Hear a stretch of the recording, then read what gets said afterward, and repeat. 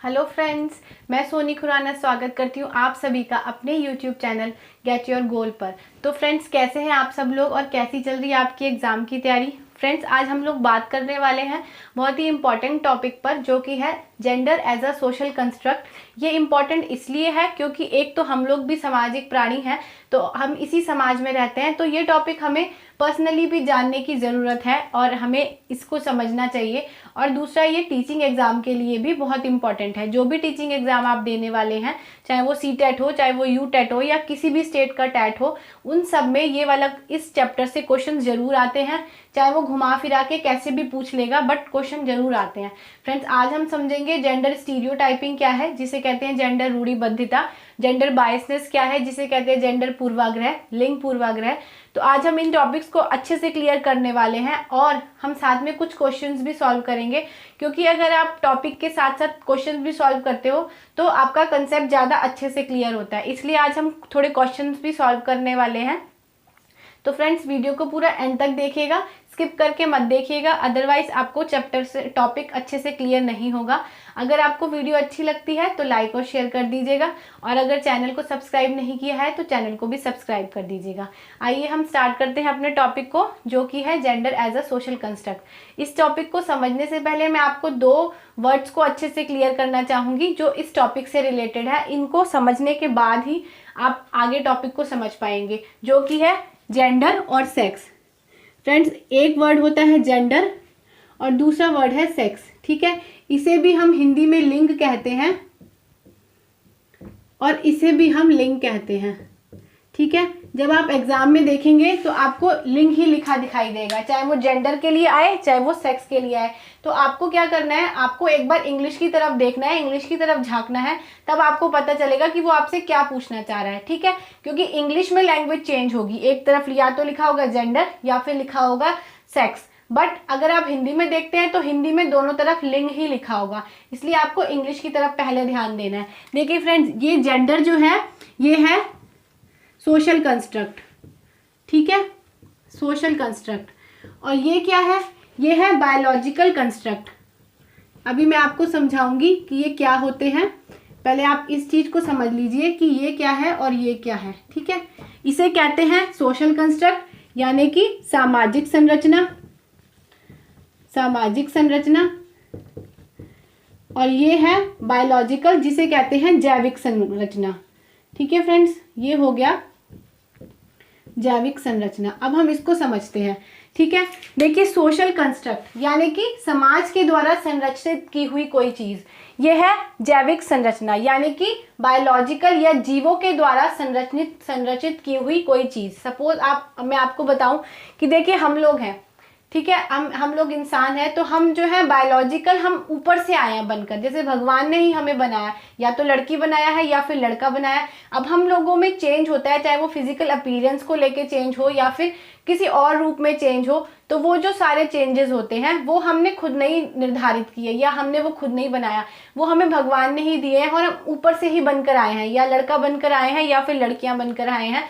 तो ये चीज कैसे बनी है, ये जैविक संरचना है, ये हमारी बॉडी की संरचना है, ये हमारी बायोलॉजिकल संरचना है, तो इसलिए बायोलॉजिकल कंस्ट्रक्ट है। तो आप इस चीज को ये याद रखेंगे कि अगर आपसे पूछता है कि सेक्स यानी कि लिंग जो है वो क्या है, अगर सेक्स पूछता है तो आप लगाएंगे बायोलॉजिकल कंस्ट्रक्ट है, ठीक है। अगर वो पूछता है कि जेंडर क्या है तो आप लगाएंगे सोशल कंस्ट्रक्ट है। अब हम समझते हैं जेंडर क्या है।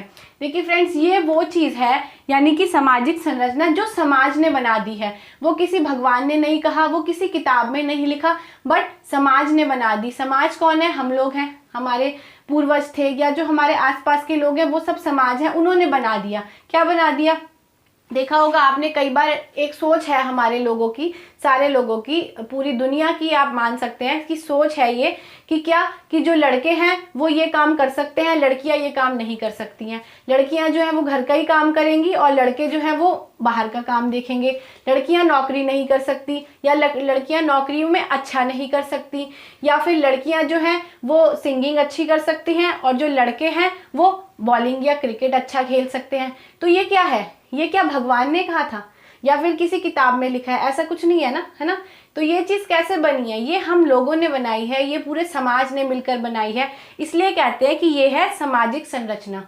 तो ये जो जेंडर को डिस्क्रिमाइन किया है हमने, जो जेंडर को हमने बताया है, तो वो समाज ने बताया है, वो किसी किताब में नहीं लिखा या वो भगवान ने नहीं बताया, बट ये चीज़ जो है ये ऊपर से बनकर आई है, इसमें हम कुछ चेंज नहीं कर सकते, बट हम इसमें चेंज कर सकते हैं। कैसे चेंज कर सकते हैं, मैंने आपको अभी बताया, हम सामाजिक प्राणी हैं, हम सोशल ह्यूमन बीइंग है, तो ये हमें समझने के लिए ये समझना भी चाहिए। मैंने अभी आपको स्टार्टिंग में बताया था, क्यों, क्योंकि देखिए हम ही लोग हैं, अब चाहे हम पेरेंट्स बने चाहे हम टीचर बने, तो हमने ही शुरुआत करनी है। कहते हैं ना, जो आज के बच्चे हैं वो कल का भविष्य है, तो हमने जो हमें सीख मिली है वो मिली है, बट हमें आगे अपनी पीढ़ी को या हमने आगे आने वाले बच्चों को ये सीख नहीं देनी है, क्योंकि हम ही लोग हैं जो हम चेंज कर सकते हैं, है ना।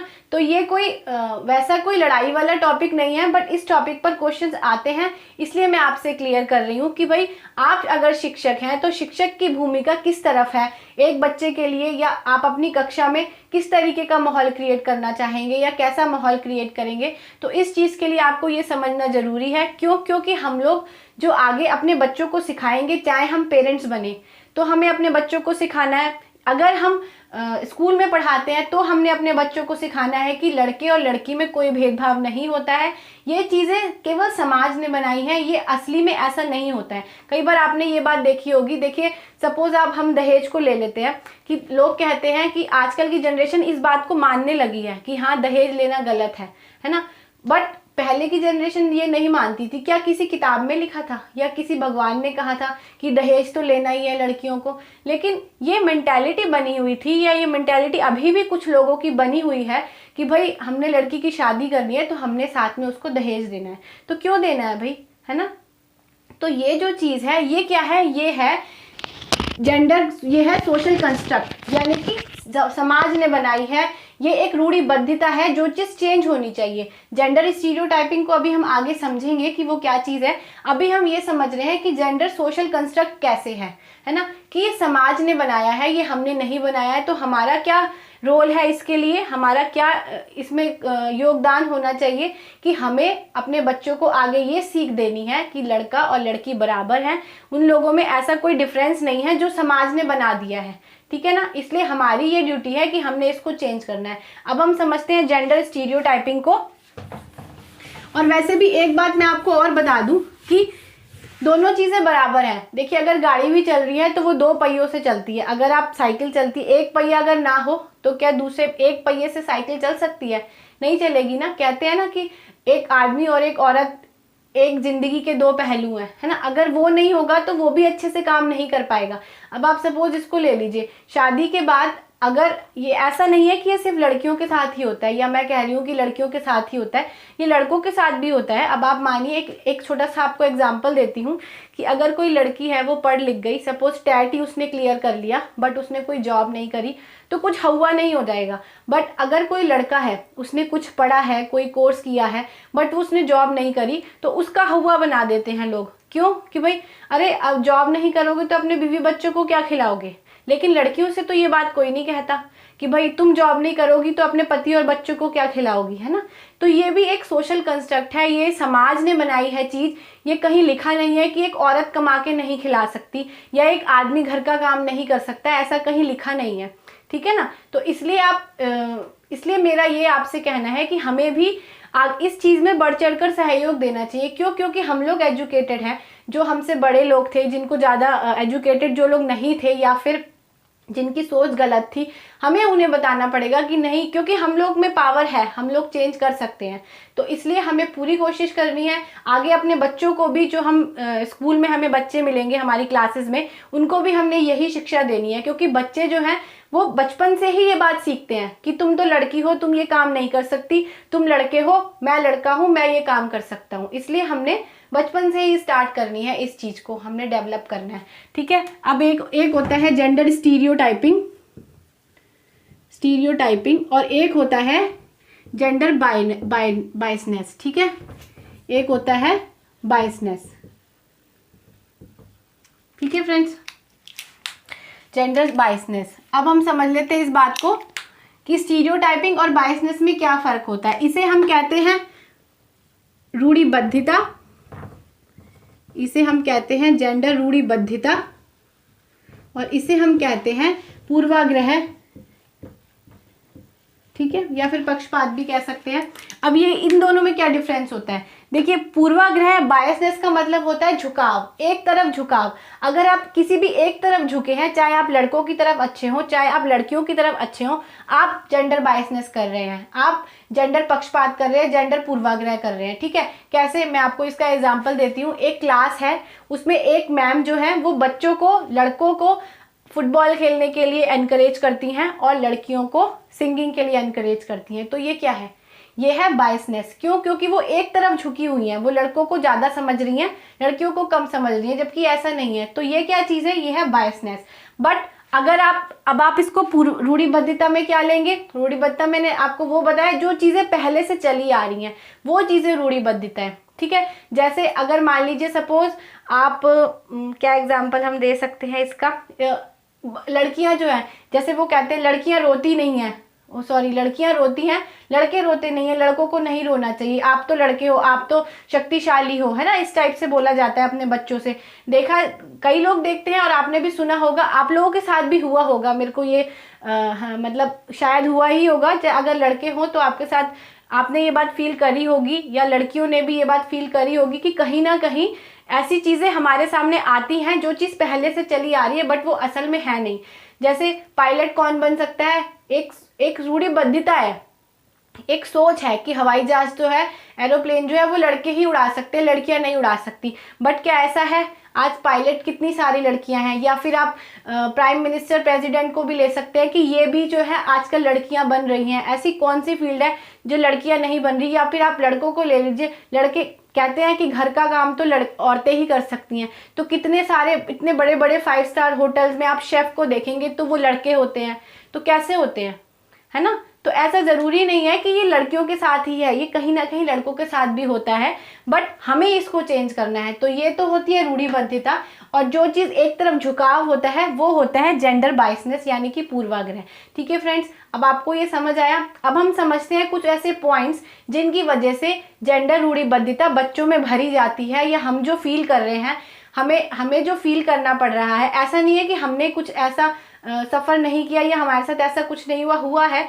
तो कैसे आया वो चीज़, हम लोगों को कैसे पता चलती है। या एक छोटा बच्चा था, वो पैदा हुआ, उसे तो नहीं पता था कि भाई लड़कियां ये काम कर सकती हैं और लड़के ये काम कर सकते हैं, या लड़कियां जो है वो केवल डॉल से खेलेंगी और लड़के जो है वो कार से खेलेंगे, या लड़के जो है वो बैट बॉल से खेलेंगे। उन्हें तो नहीं पता था, बट हमने बताया। किसने बताया, अब एक मम्मी है कोई, वो गई बाजार और वो अपनी बेटी के लिए तो लेके आई डॉल और बेटे के लिए लेके आई बैट बॉल। तो उसे कैसे पता चला, वो तो उसकी मम्मी ने उसे दिखाया ना कि लड़कियां इससे खेलती हैं और लड़के इससे खेलते हैं, ठीक है ना। तो ये चीज़ हमें चेंज करने की जरूरत है। अब मैं आपको इस बारे में ही, रूढ़िबद्धता और पूर्वाग्रह आपको समझ आया अच्छे से, है ना।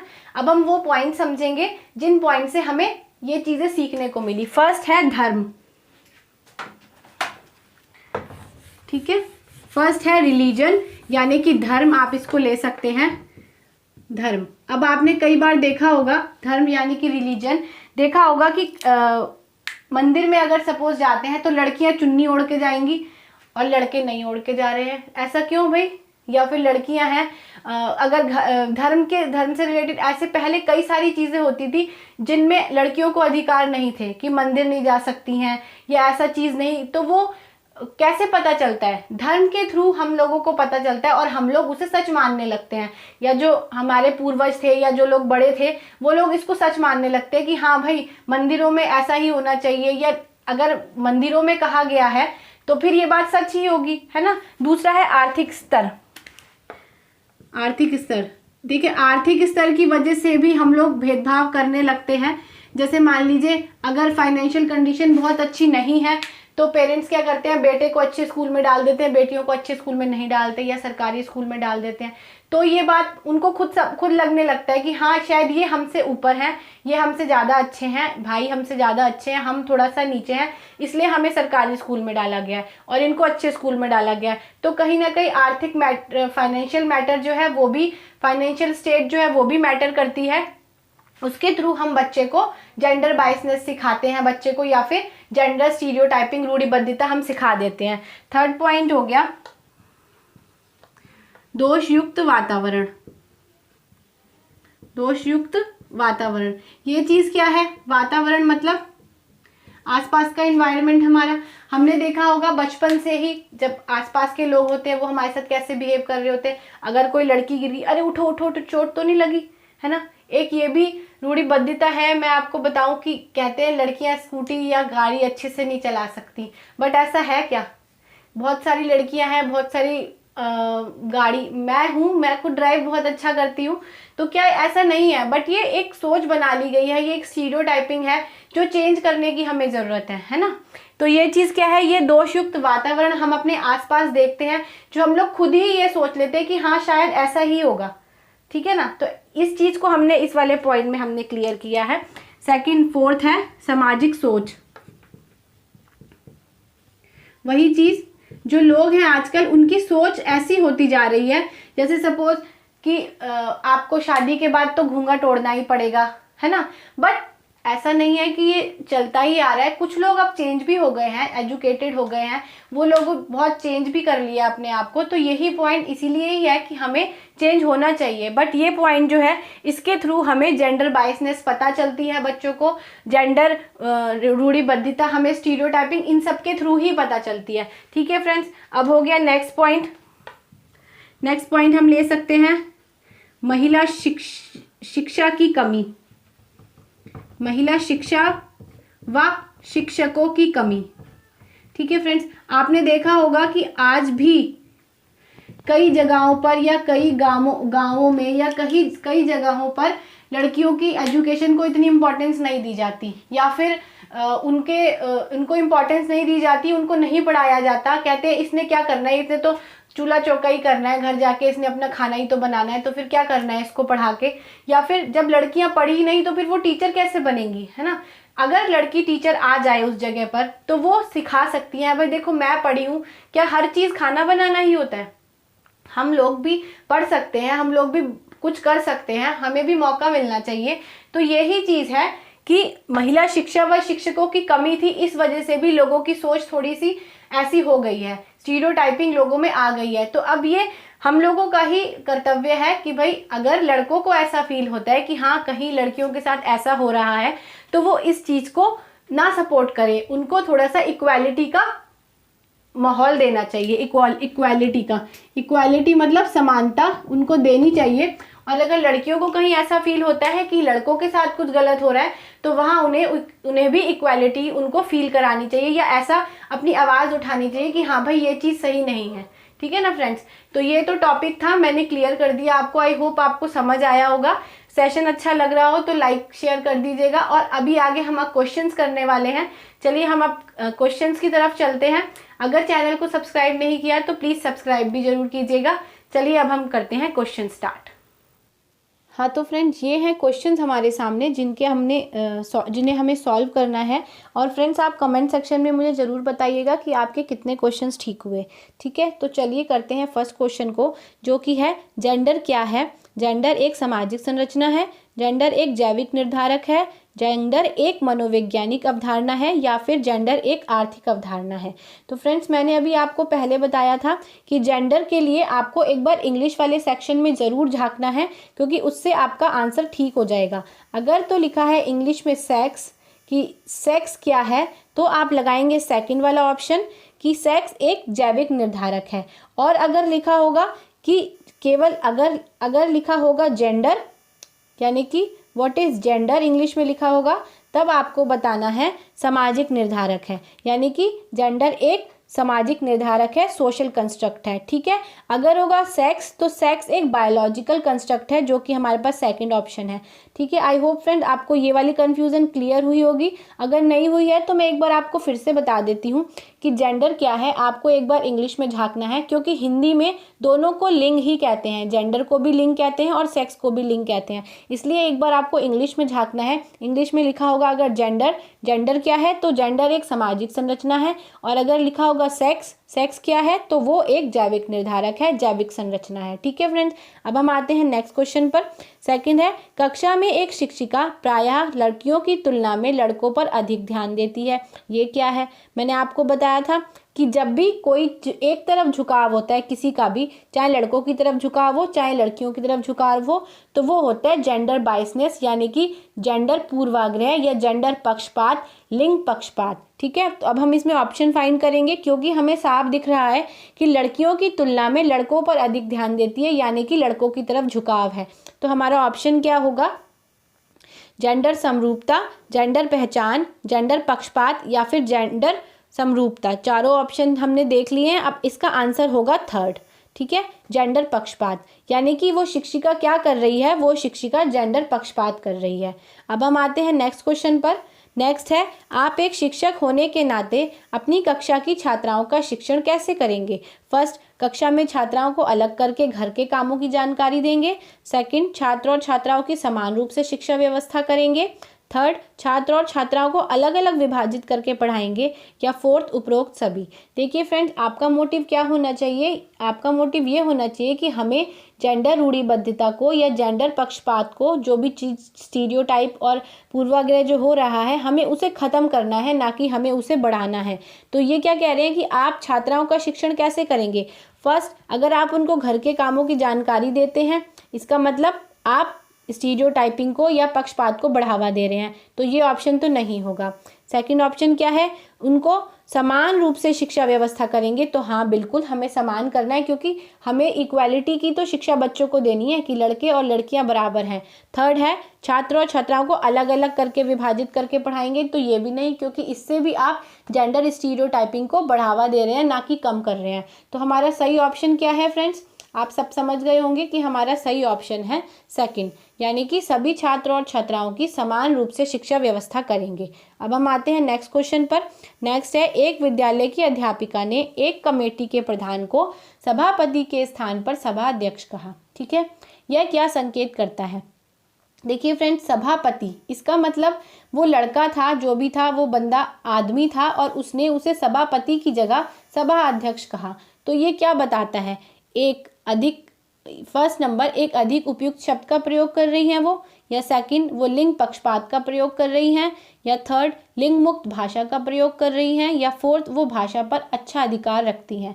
फ्रेंड्स, ये क्वेश्चन थोड़ा इंपॉर्टेंट है, क्योंकि ये मोस्टली एग्जाम्स में पूछा जाता है, ये फ्रीक्वेंटली आस्क्ड क्वेश्चन है। ठीक है, तो इसमें इसका सही आंसर होगा, वह लिंग मुक्त भाषा का प्रयोग कर रही हैं। क्यों, क्योंकि देखिए सभा अध्यक्ष से आपको नहीं पता चल रहा कि वो लड़का है या लड़की, क्योंकि अगर लड़की होगी तो भी आप उसे सभा अध्यक्ष कहेंगे, और अगर लड़का होगा तो भी आप उसे सभा अध्यक्ष ही कहेंगे। तो आप एक लिंग मुक्त भाषा का प्रयोग कर रहे हैं, जिसमें लिंग को आप नहीं कैटेगराइज कर रहे हैं कि ये लड़का है या लड़की। सभापति से आप कैटेगराइज कर रहे थे, सभापति मतलब कि लड़का है, तो सभापति से पता चल रहा था कि लड़का है, बट आपने सभा अध्यक्ष बोला, इसका मतलब आपने लिंग मुक्त भाषा का प्रयोग किया है। इसे आप एक ऐसे एग्जाम्पल से समझ सकते हैं, जैसे सपोज डॉक्टर है, तो आप लड़के को भी डॉक्टर कहेंगे और लड़की को भी डॉक्टर कहेंगे।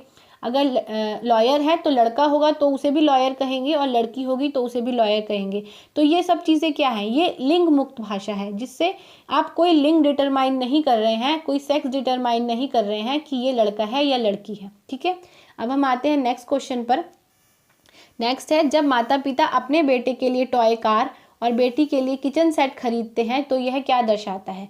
देखिए फ्रेंड्स, अगर कोई पेरेंट्स हैं, वो बच्चे के लिए तो लाते हैं टॉय कार या फिर बैट बॉल या ऐसी चीज़ें लेकर आते हैं, फुटबॉल ऐसी चीज़ें, और बेटी के लिए लेकर आ रहे हैं डॉल या फिर किचन सेट या फिर ऐसी कोई चीज़ें, या मेकअप का सामान, ऐसी चीज़ें जो लड़कियां यूज़ करती हैं। तो यह क्या दर्शाता है, ये दर्शाता है फर्स्ट लैंगिक सशक्तता, लैंगिक समरूपता, लैंगिक संवेदनहीनता, या फिर लैंगिक रूढ़िबद्ध धारणा।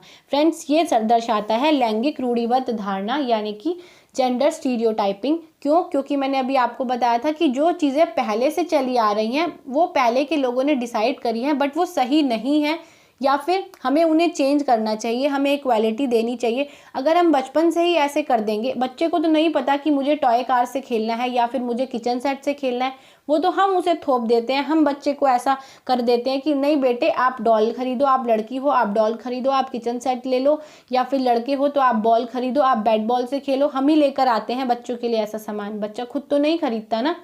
तो फिर ये सब चीज़ें जो होती हैं ये होती हैं जेंडर रूढ़िबद्धता। ठीक है, तो अब इसका आंसर है fourth right. I hope friends आपको कॉन्सेप्ट समझ आ रहा होगा।